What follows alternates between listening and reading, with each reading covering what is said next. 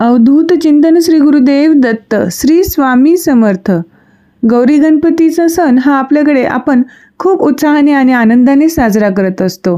आम्ही देखील आमच्याही घरी गौरी गणपतीची स्थापना आणि पूजन करतो। ह्या आहेत सुंदर अशा गौरी, छान दिसत आहेत ना। आजच्या या व्हिडिओमध्ये गौरींचे आगमन, त्यांचे आवाहन, त्यानंतर त्यांचे पूजन आणि त्यांना नैवेद्य काय दाखवावा याबद्दलची संपूर्ण माहिती तुम्हाला पाहायला भेटेल। आमच्याकडे लक्ष्म्या बसवणे म्हणतात, तर लक्ष्म्यांच्या आगमनासाठी काही सजावट करण्यासाठी इथे आम्ही पहिले वेल लावून घेतलेली आहे। छानशी अशी झाडाची वेल लावून घेतली, त्यानंतर मोत्यांचे तोरण लावले आहे। असे छानसे गोंडस असे रंगीबिरंगी लटकन म्हणतात ह्याला आमच्याकडे, तर घंटीचे असे लटकन लावून घेतलं आहे आणि छान फुलांचा, त्याच्यामध्ये निशिगंधा, झेंडूचे फूल आहेत, त्यांचा असे मागे सजावट केलेली आहे। आणखीन सुशोभीकरणासाठी काही सुशोभीकरणाचे सजावटीचे जे साहित्य असते ते देखील ठेवले आहे। गणपती स्थापनेसाठी जे सजावट केलेले आहे त्यामध्ये लक्ष्मी येणार म्हणल्यावर आणखीनच भर पडते। आणि ज्यांच्या घरी लहान मुलं असतील तर ते लहान मुलांच्या खेळण्या, छोट्या छोट्या वस्तू त्या तर येणारच येणार। हे पहा, खारुताई आहे इथे, लाकडापासून बनवलेले हँडमेड अशी ती वाद्य वाजवणारी छोटी छोटी माणसांची प्रतिकृती तुम्ही पाहू शकता। सुंदर अशी मोराची जोडी असलेले असे काही सजावटीचे साहित्य आणि खेळण्या जे तुमच्याकडे असतील ते देखील तुम्ही ठेवू शकता। तर अशा प्रकारे मनाला प्रसन्न करणारे असे सुंदर वातावरण तयार होते सजावट केल्याने। गणपती स्थापनेच्या वेळी आपण सजावट तर करतोच, पण ज्यांच्या घरी गौरींचे आगमन होते त्यांना नक्कीच अनुभव असणार की गौरींचे आगमन आणि पूजन होईपर्यंत हे डेकोरेशन, लाइटिंग वगैरे आपले चालूच असते। ते तोपर्यंत आपल्याला काही ना काही ॲड करावंच असंच वाटत असतं। आणि अशा प्रकारे आपण असं सुंदर अशा प्रकारे हे पहा किती छान डेकोरेशन केलेलं आहे, पूर्ण मकर घातलेला आहे। इथे आम्ही पूर्ण आपल्या घरगुती साडीचा मकर घातलेला आहे। आता हे सगळं डेकोरेशन कसं केलं त्याचा एक वेगळा असा व्हिडिओ तुम्हाला चॅनलवर बघायला भेटेल, तर तुम्ही पाहू शकता। म्हणतात ना, आपण देवांना सजवले तर देव आपले जीवन सजवतात आणि सुंदर असे बनवतात। आणि त्यामुळेच का काय आपण छान अशी सजावट करत असतो आपल्या देवतांच्या स्वागतासाठी। तर मनाला प्रसन्न करणारे सुंदर असे वातावरण तयार झालेले आहे। आणि हे आहे कमळ।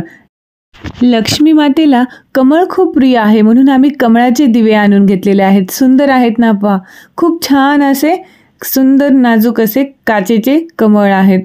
तर सगळी तयारी झाली आहे, डेकोरेशन झाले आहे। आता रांगोळी काढून घेऊया।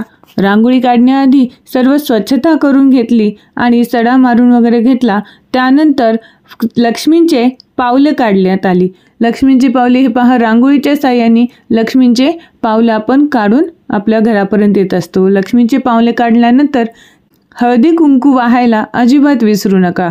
पूर्ण सर्व पावलांवर हळदी कुंकू वाहत तुम्हाला यायचं आहे।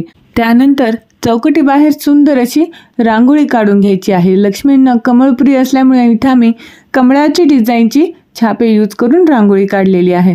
त्यानंतर सुंदर अशी फुलं वापरून दिवे लावून इथे स्वागत करणार आहोत महालक्ष्मींचं। आपल्या संस्कृतीत सण, वार, व्रत, वैकल्ये यांना फार महत्त्व आहे। संस्कृती जीवन ठेवण्यासाठी माता भगिनींचे फार मोठे असे योगदान आहे। आणि आजकाल तुम्ही कलियुगात बघतच आहात, सुसंस्कारित माणूस तयार होणे ही काळाची फार मोठी गरज आहे। आपली संस्कृती जिवंत ठेवण्यासाठी योगदान देणाऱ्या तुम्हा सर्व महिलांचे खूप खूप आभार। तर आता लक्ष्म्यांची मुखवटे तयार करून घेऊया। तर या ठिकाणी एका कलशामध्ये तांब्यामध्ये धान्य घेतले आहे आणि हे आहेत सुंदर अशी लक्ष्म्यांची मुखवटे। आणि महालक्ष्मींना सजवण्यासाठी सुंदर असे दागदागिने घेतलेले आहेत आणि काही वस्त्र असे रेडीमेड असतात भेटत ते आणून घेतलेले आहेत। पूजेचे ताट तयार केलेले आहे, त्यामध्ये हळदी कुंकू, तुपाचा दिवा, घंटी, फुलं, हळदी कुंकू मिश्रित तांदूळ म्हणजे अक्षता तयार करून घेतलेत। इथे पहा, हळदी कुंकूच्या साहाय्याने लक्ष्मींचे पावलाचे ठसे उमटवण्यात येत असतात। आणि अशा प्रकारे तुम्ही देखील ही ट्रिक वापरून लक्ष्मींचे पावलांचे ठसे उमटवू शकतात. काही जणांकडे हाताचे ठसे उमटवतात, काही जणांकडे पावलांचे ठसे उमटवत असतात. जसे जसे तुमच्याकडे जी पद्धत असेल त्या पद्धतीने तुम्ही करू शकता. इथे आता लक्ष्मींचे स्वागत होत आहे. लक्ष्मींचे स्वागत हे तुळशीपासून करायचे. आपण तुळशीपासून त्यांचे आगमन करायचे आहे. त्यांचे जिथे जिथे आपण पावलं काढलेले आहेत त्यानुसार त्यांचे आगमन होत असते. त्यानंतर त्यांच्या स्वागतासाठी उंबरठ्यावर तांब्या किंवा ग्लासमध्ये तांदूळ भरून ठेवलेला आहे, त्यावर सुपारी ठेवली आहे आणि ते माप ओलांडण्यासाठी म्हणून तयारी केलेली आहे. छानशी सुंदर तयारी केली आहे आणि इथे महालक्ष्मींचे जोरदार असे स्वागत होत आहे. दिवा लावायला विसरू नका. दिवा तुम्ही लावला पाहिजे. तुळशीपाशी देखील दिवा लावलाच पाहिजे. आणि अशा प्रकारे माप ओलांडून महालक्ष्मी घरामध्ये प्रवेश करत आहे. लक्ष्म्यांना हळदी कुंकू लावून त्यांचे स्वागत करायचे आहे. त्यानंतर अक्षता वाहायचे आहेत आणि घंटी वाजवून त्यांचे स्वागत करायचे आहे. दिवा लावून दिवा प्रज्वलित करून दिव्याने तुम्ही त्यांना ओवाळून त्यांचे स्वागत करू शकता. तर अशा प्रकारे लक्ष्म्यांचे स्वागत करायचे आहे आणि वाजत गाजत असे लक्ष्म्यांचे वेलकम करायचे आहे. आली गवर आली, सोन पावली आली. माझा आवाज तेवढा सुंदर नसेल, परंतु आम्ही तसे बॅकग्राऊंडमध्ये गाणी लावली होती. तुम्ही देखील लावू शकता.